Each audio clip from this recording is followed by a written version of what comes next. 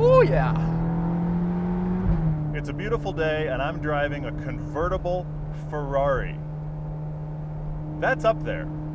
This is the Ferrari California. No, this is not the fastest car ever. But when you stepped up to a car like this, numbers no longer matter. This is the cheapest car Ferrari makes. It starts at about $200,000 and goes way up really quickly. But if you think about it, the Ferrari California is a great Ferrari to start discussing the brand. This is the first front-mounted V8. It's the first 7-speed gearbox. It's the first hardtop convertible. It's the first multi-link rear suspension. That's a lot of first times packed into one car. 70% of first-time new Ferrari buyers are buying the California. And when they do, they drive it more than other Ferrari owners. This one has 18,000 miles. That's geriatric for a Ferrari. This is an 09 model, and there are 0 squeaks and rattles.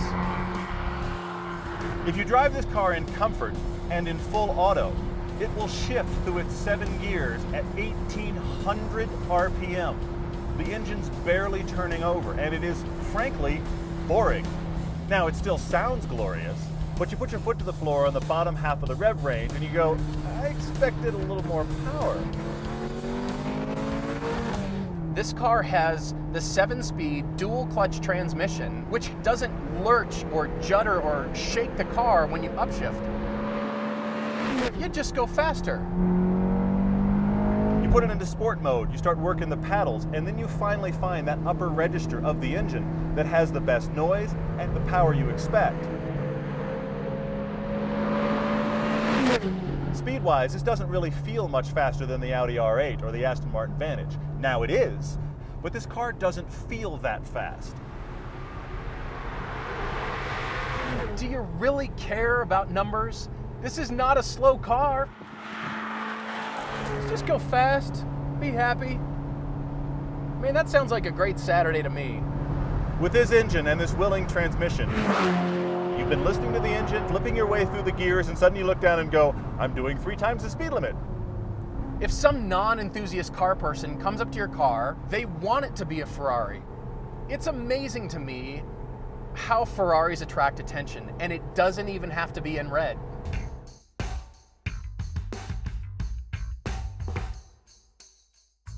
What if this car didn't have a Ferrari badge on it? What if it were Mazda or Mitsubishi? Would you have the same feeling about this car? My answer is yes, and the reason is proportions. The overall proportions, the overall shape is pretty iconic. It's that long nose, short cabin, great style that carries over from the E-Types and the Daytonas of the world. Now, what I look for are beautiful surface transitions and surface breakup, like sculpture. I mean, look at this scallop shape as it wraps down the hood and defines that homage to those cycle fenders from the original California. I get that, and it's a beautiful, sophisticated, modern interpretation.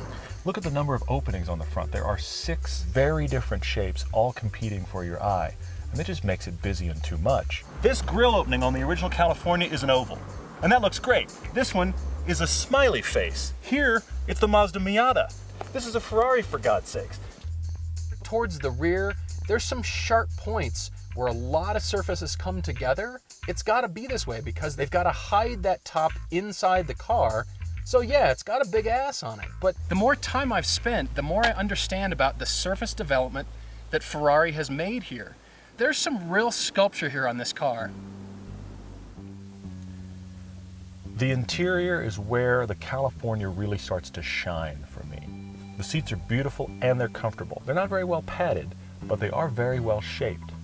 The great thing about this interior is the tactility of it. My favorite thing about it are these door pulls. Have you ever seen a door pull that does not have a surround? But my favorite piece is the center console piece. That's a gorgeous piece of sculpture. In fact, that single piece of metal probably costs as much as a Honda Civic. Simple is hard to do, and Ferrari pulls it off here. It's very clean with the nav system right in front. But ultimately, it's not some high-end piece. You could find it in a Chrysler. You've got all this information. Of course, the tach dead center. This steering wheel has the optional LED lights so they correspond with, how deep you're getting into the tack. Do you need this? Of course you don't. It just makes you feel more connected to the car.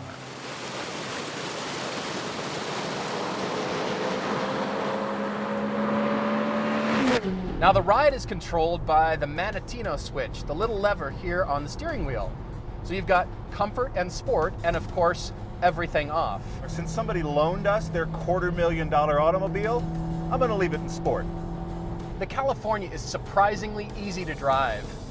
But what's interesting is the faster you go, the more input you get, so you can start to feel the weight of the car push back against your fingertips. So really all that makes me want to do is go faster. When you start to push the California through a corner, you're suddenly aware of its weight. You would think a car like this would understeer pretty bad. It just doesn't. Any application of your right foot sorts that out and heads toward oversteer. And that's because the weight is close to 50-50, but it's actually rear biased.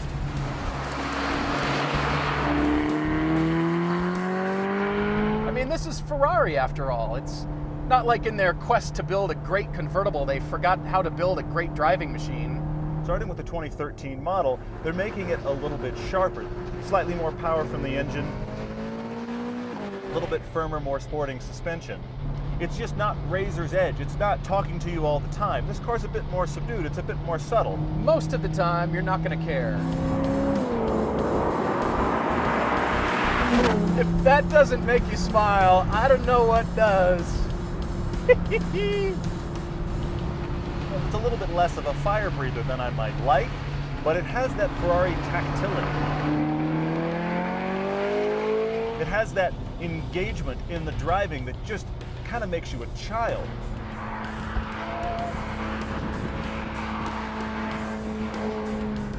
The good thing about this car is it does so many things well.